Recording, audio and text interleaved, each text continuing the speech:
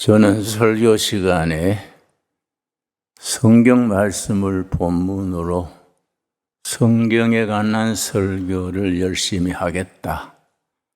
시국이나 정치에 대한 얘기는 될 수 있는 대로 피하겠다. 그런 생각을 하고 있습니다. 그러나 가끔은 꼭 해야 될 때가 있다는 생각을 합니다. 4일 전에 4월 10일 선거를 마쳤는데 국힘당이 108석, 민주당이 192석을 확보해서 선거가 아주 참 모양새가 좋지 않았습니다. 그러나 내 생각은 102석 받은 국힘당이나 192석 받은 민주당이나 두 당이 다 실패한 선거다. 저는 그래 생각을 합니다. 왜냐하면은 민주당이 192석이나 엄청난 숫자를 받았으면 승리하고 성공한 것이지 왜 실패한 것이냐. 192석 딴 뒤에 이재명 당대표 얼굴을 보면은 짐작이 갑니다. 그 사람 별로 얼굴에 기쁜 기색이 없었습니다. 좀 침울했습니다. 왜냐? 이재명 당대표 입장에서는 200석을 넘어야 헌법을 바꿀 수 있습니다. 개헌선 그럽니다. 200석이 안 되면 자기는 감옥을 가게 돼 있습니다. 그냥 감옥을 가는 걸로 끝나는 게 아니라 감옥을 가면 다음 대통령은 출마할 자격을 잃게 됩니다. 그러니까 자기로서는 실패한 선거지요. 또 조국이란 분이 등장해서 바람을 일으켜서 표를 많이 받아갔습니다. 그러나 그분은 선거 발표되는 날 법원에서 담당 판사가 결정됐습니다. 이제 재판을 하지요. 자기 부인이 2년 실형을 선고받았습니다. 그럼 자기도 실형을 선고받게 되지요. 그러면 아마 감옥을 가야겠지요. 역시 같은 얘기입니다. 아무리 인기가 있어도 실형을 받으면은 우리나라 법으로 다음 대통령 출마할 수가 없습니다. 다음 수순으로는 야당 대표도 조국 박사도 정치 일선에서는 사라지게 되지요. 그러니까 우리가 이런 사건이 있을 때에 좀 깊이 생각을 해야 됩니다. 1970년대 연세대학의 정치외교학 교수 중에 주관중 박사가 있었습니다. 주관중 박사가 특별한 책을 썼는데 책 제목이 정치공학입니다. 정치공학. 그걸 써서 책방에다 가니까 박정희 대통령 공화당에서 그걸 알고 전국의 서점에 나가 있는 정치공학을 전부 회수해서 청와대 뒤뜰에서 불태워버렸습니다. 그러고서는 주관중 교수를 연세대학 사표 내게 하고 박정희 대통령 정치특보로 발탁해 갔습니다. 왜 그 책을 그렇게 부담을 가졌느냐? 정치공학이요. 그 책 내용이 이제 영어로는 정치공학 그러면은 엔지니어링이 공학인데 정치공학은 엔지니어링이란 말을 쓰지 않고 매니푸레이션, political manipulation 그 단어를 썼습니다. 매니푸레이션은 조작 그런 뜻이지요. 정치 조작 그런 제목입니다. 그 핵심이 뭐냐면 저도 그때 사서 정독을 했습니다만은 민심을 어떻게 잡느냐, 떠난 민심을 어떻게 돌리느냐. 아무리 대통령 뜻이 좋고 정책이 좋아도 민심이 그걸 안 따라주면은 허사니까 떠나가는 민심을 어떻게 돌릴 수 있느냐. 그걸 학문적으로 쓴 책이 정치공학이죠. 그래서 political engineering이 아니고 political manipulation. 그 책의 내용이 정권 잡은 사람들이 볼 때는 위험한 거지요. 백성들이 나라의 정치를 보고 빨리 저기 공학적으로 하는구나, 매니푸레이션이구나 감을 잡게 될 것 같아서 전국 서점에 나가 있는 책을 전부 회수한 겁니다. 청와대 뒤뜰에서 다 태워버렸지요. 그래서 이제 주관중 박사가 박정희 대통령 정치 특보가 됐는데 그 다음에 쓴 책이 비슷합니다. 선거공학. 선거를 어떻게 민심을 돌리느냐. 그게 아주 참 특별한 책이랬지요. 이 정치하는 사람들은 그걸 본질보다도 어떻게 하면 정치를 기술로 보는 거예요. 떠난 민심을 어떻게 바꾸느냐. 그런 각도에서 생각하는 거지요. 자, 오늘 본문 말씀 사무엘상 24장. 성경의 정치공학의 도사가 다윗입니다. 다윗은 순수한 하나님에 대한 열정과 정치에 대한 역량, 기술 양쪽을 겸했는 인물입니다. 그래서 예수님께서 마태복음 10장 16절에 이르시기를 너희는 비둘기같이 순결하고 뱀같이 지혜로워라. 마태복음 10장 16절입니다. 자, 이게 서로 안 맞는 거지요. 비둘기같이 순결순수하되 뱀같은 지혜가 있어라. 우리는 어정쩡하지요. 비둘기같이 복음적으로 영적으로 순수하지도 못하고 뱀같은 지혜도 없고 비둘기같이 순결한 것을 복음적 순수성이라 한다면은 뱀같은 지혜는 전략, 전술, 바로 아까 말하는 주관중 교수가 쓴 정치공학적인 역량이지요. 그런데 잠언 24장 6절에 우리 한번 찾아보겠습니다. 내가 전략, 공학 그런 얘기를 하면은 어떤 분이 그래요. 목사님, 성령 받으면 성령께서 다 알아서 하실 텐데 뭐 그런 전략, 공학 이런 얘기하는 것은 영적이 아니지 않습니까? 질문하는 취지를 이해하지요. 그런데 내가 같이 성경을 찾았습니다. 잠언 24장 6절 말씀, 잠언 24장. 성경은 무궁무진하기 때문에 깊이 읽어야 됩니다. 우리 성도님들이 성경을 깊이 읽지를 못해요. 성경은 비둘기 같은 순수한 복음의 열정과 또 그 시대를 살아가는 교회를 확장하고 나라를 정의로운 나라를 만들고 좋은 정치 만드는 전략까지 겸하고 있는 것이 비둘기같이 순결하고 뱀같이 지혜로운 거지요. 잠언 24장 6절 말씀 우리 한번 같이 읽겠습니다. 너는 전략으로 싸우라. 승리는 지략이 많음에 있느니라.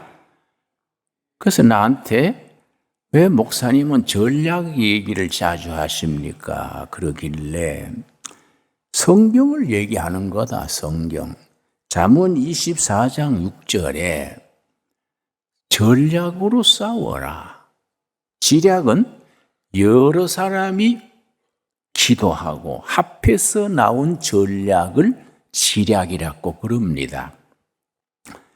너는 전략으로 싸우라. 승리는 지략이 많음에 있느니라. 이 점에 있어서 성경에 탁월했던 인물이 바로 다윗입니다. 오늘 읽은 본문 말씀 사무엘상 24장 1절 말씀. 다윗이 사울에게 쫓겨서 정말 초상집 개처럼 동가식 서가속 이벌판에서 이슬 맞으면서 자고 또 바위에 숨고 한 목숨 살아남으려고 참 다윗이 온갖 고생을 다 했습니다. 그런데 24장 1절 사울이 블레셋 사람을 쫓다가 돌아오매 어떤 사람이 그에게 말하여 이르되 보소서 다윗이 엔게디 광야에 떠이다. 사울이 3,000명의 정예 군대를 딱 특공대를 뽑아가지고 누구든지 다윗이 있는 거처 다윗의 생명을 해하면 죽이거나 잡아오면은 특상을 내린다. 3,000명 특공대가 전국에 퍼져가지고 그 다윗을 찾는 겁니다. 그 이스라엘 나라가 쭉 작은 나라인데 우리나라 경상남북도 많은 나라인데 그 3,000명을 풀었으니 뭐 20대가 있습니까? 벌써 정보망이 다 깔려 있어서 사울에게 보고가 간 거예요.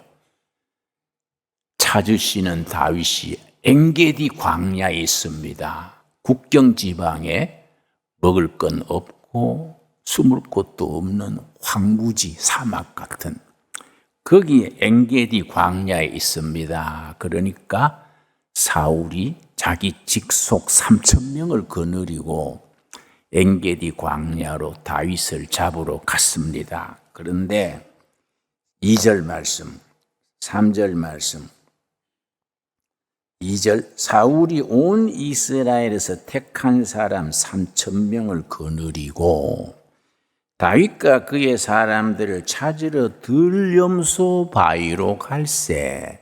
엔게디 광야의 들염소 바위라는 큰 바위, 아마 염소처럼 생겼던 모양이지요. 들염소 바위 쪽으로 다윗을 찾으러 갔는데 큰 사건이 일어났습니다. 이것이 우리가 정치공학적인 전략적인 면에서 해석을 하면은 훨씬 넓어지고 깊어집니다. 자, 3절. 길가 우리에 이른즉 굴이 있는지라 사울이 뒤를 보러 들어가니라.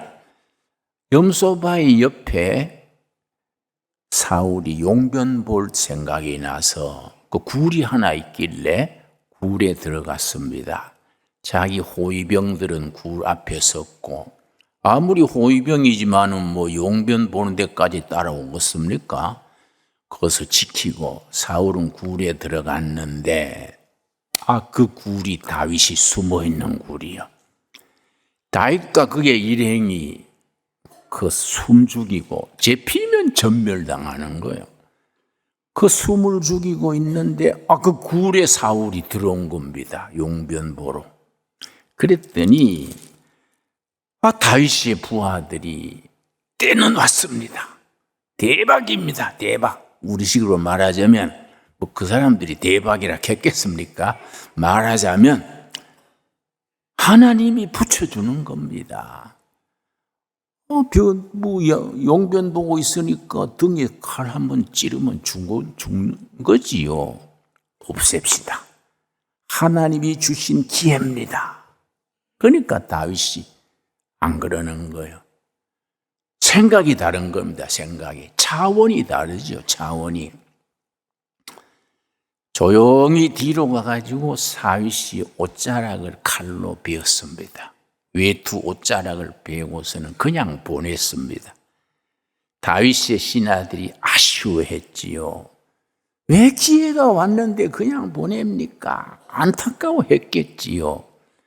근데 사울은 뭣도 모르고 자기 외투가 잘려나간 것도 모르고 밖에 나가가지고 한참 갔는데 잡으러 오지 못할 만큼 목소리는 들리지만은 거리가 떨어진 데 갔을 때 그때 다윗이 바위에서 나와가지고 굴에서 나와가지고 아버지시여, 나는 내가 숨어있는 굴에 아버지가 들어오셔도 내가 보호해 주려고 내가 손대지 않고 옷자락만 비웠습니다.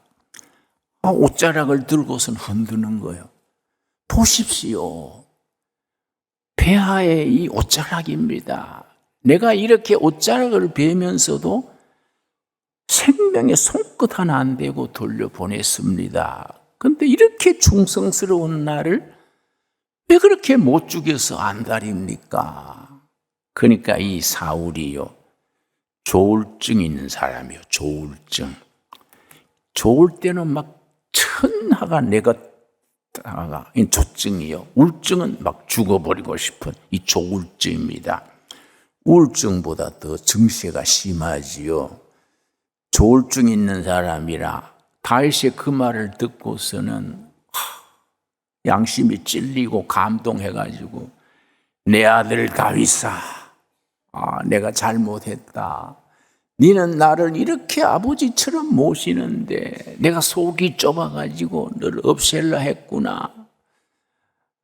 이렇게 울면서 그 얘기하니까 이게 왜 그 중요하냐. 사울이 데려왔는 3,000명 군인들이 다 보는 거예요. 그러니까 소문이 퍼지지요. 사람들이 생각하기를 사울은 속 좁은 사람이고 다윗은 굉장히 속 넓은 사람으로, 아주 다윗은 큰 그릇이고 사울은 아주 소인배로, 그것처럼 입이 있잖아요. 응?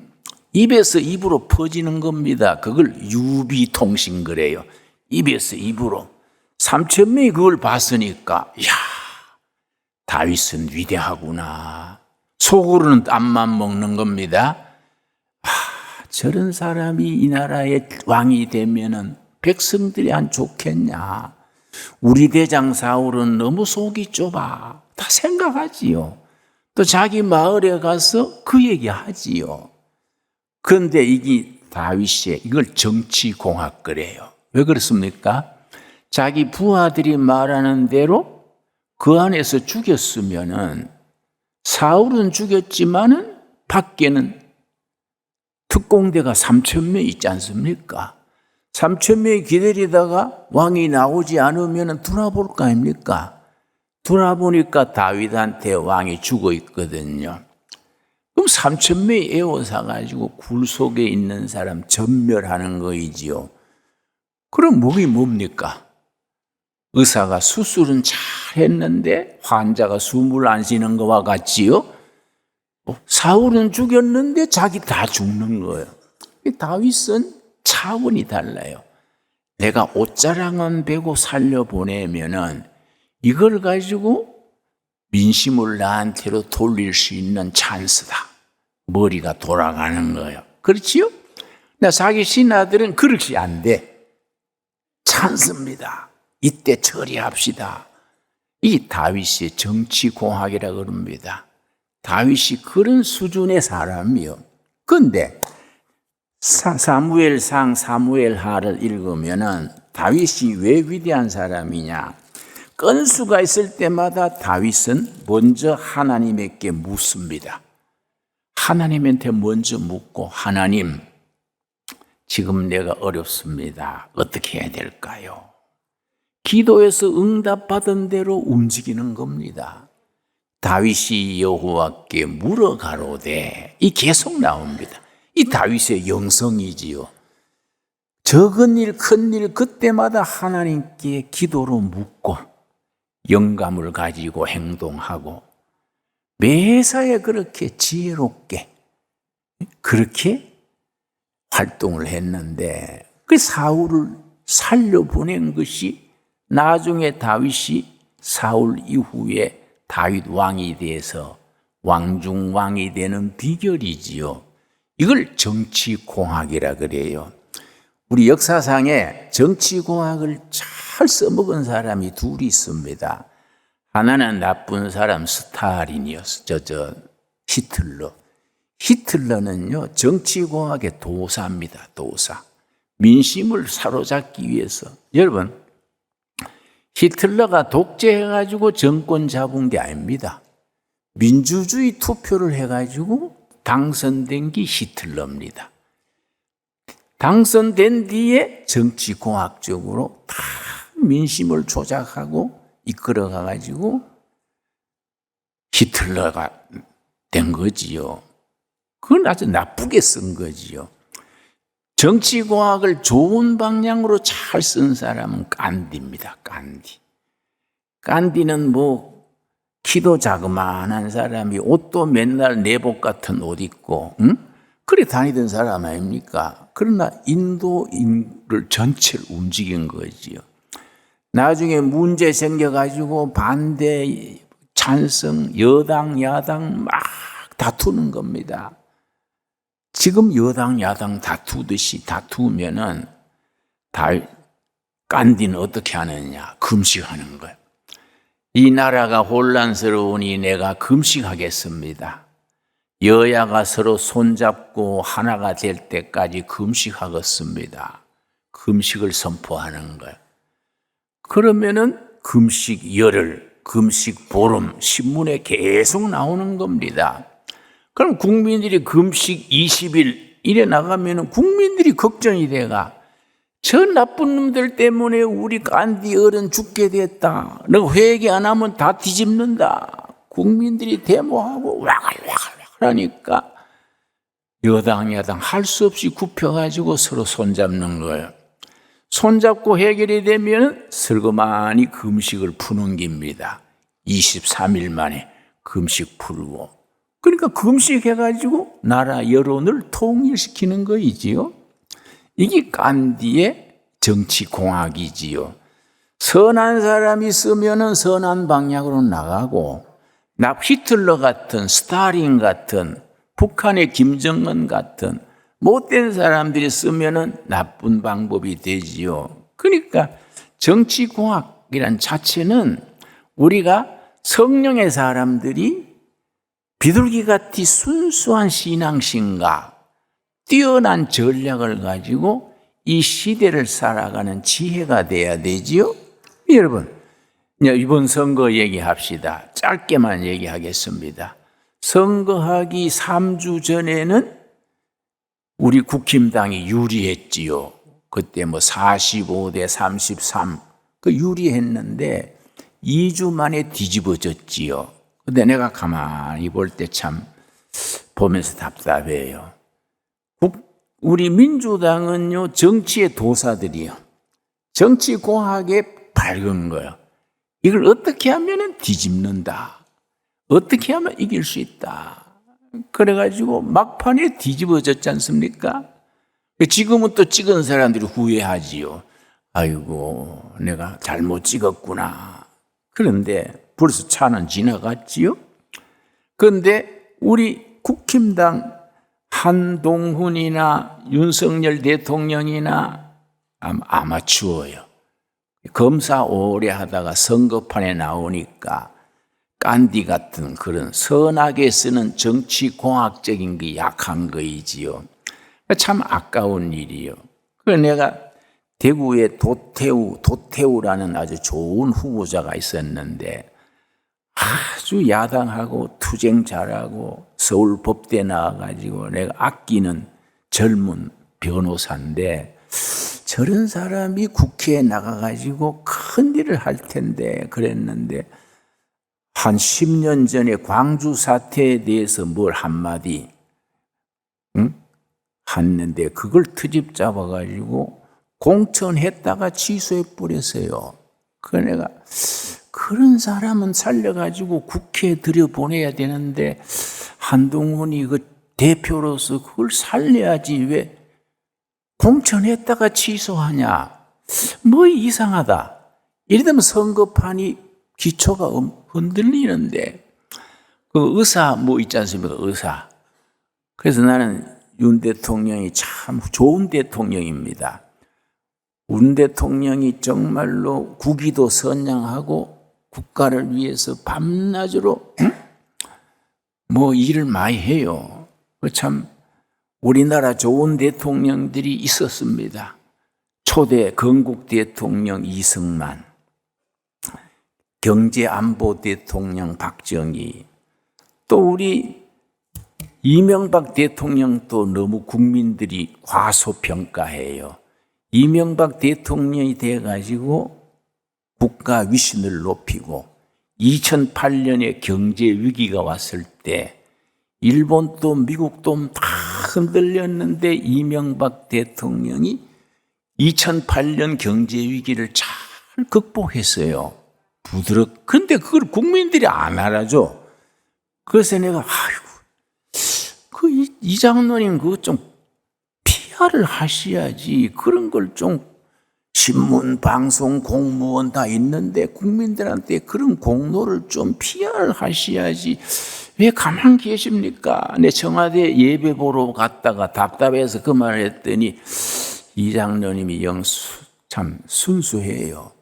내가 이래 잘하면 언젠가 알아줄 때가 오겠지요. 그래서 내가 아이고 그거는 시골 면장이 하는 소리지. 이 난세의 대통령이 그렇게 착하면 안 되지요.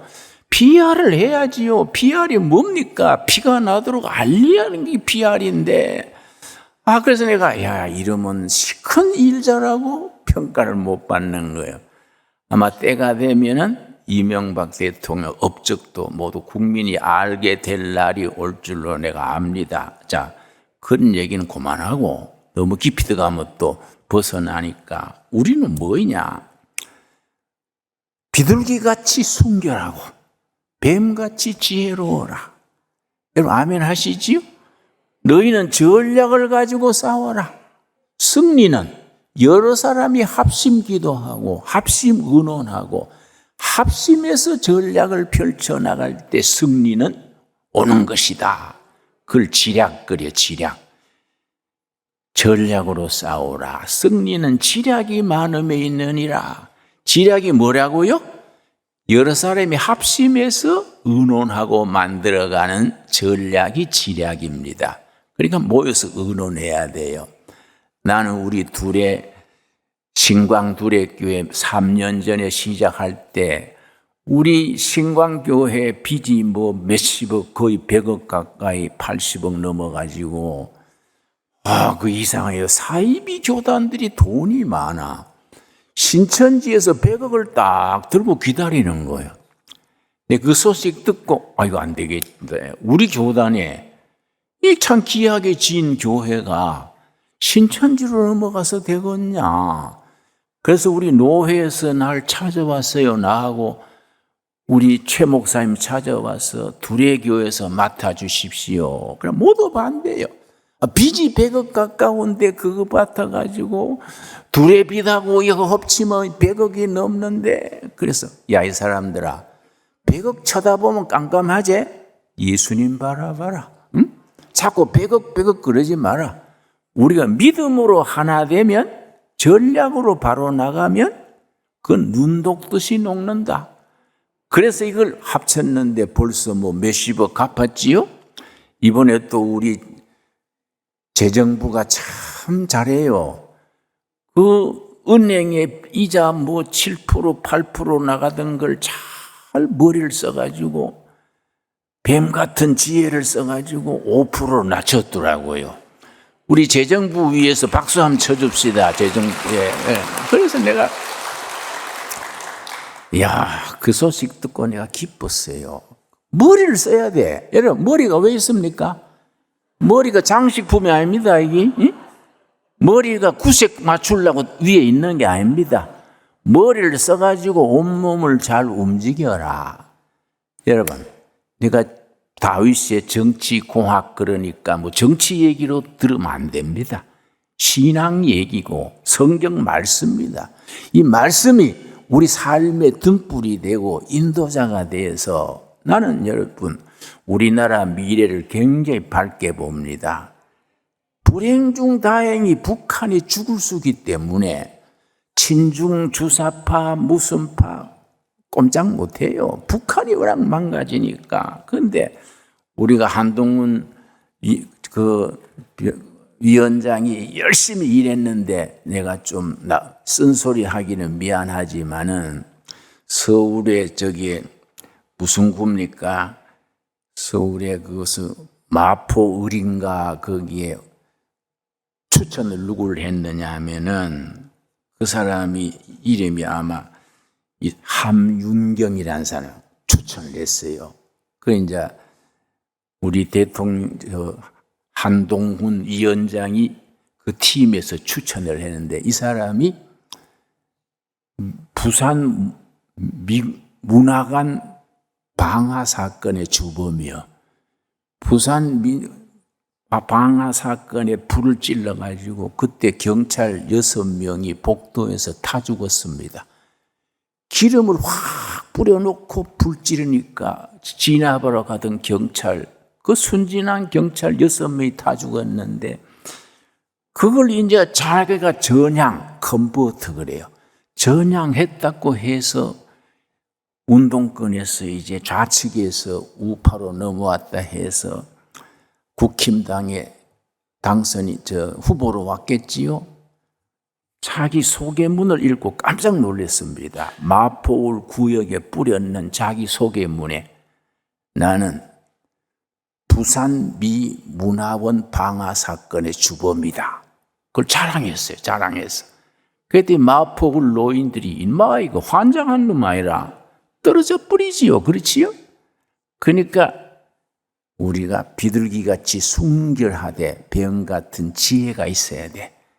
그래서 다윗이 그 점에서 영성과 전략, 영성과 정치 공학을 겸한 거지요. 여러분, 세상 살아가면서 말씀의 지혜로 승리하는 신강두레교회 성도들이 될 수 있게 되기 바랍니다. 기도하겠습니다. 하나님 감사합니다. 오늘 또 거룩한 안식일 주님 전에 나와서 예배드립니다.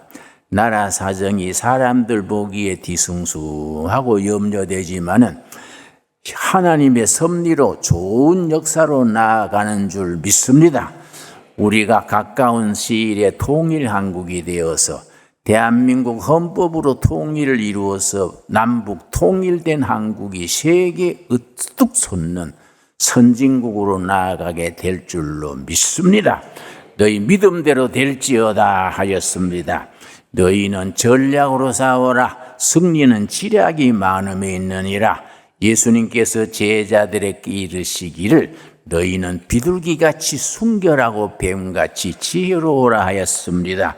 우리가 성령 받고 은혜 받아서 양쪽을 겸할 수 있게 하옵소서. 예수님 이름 받들어 기도드렸사옵나이다. 아멘.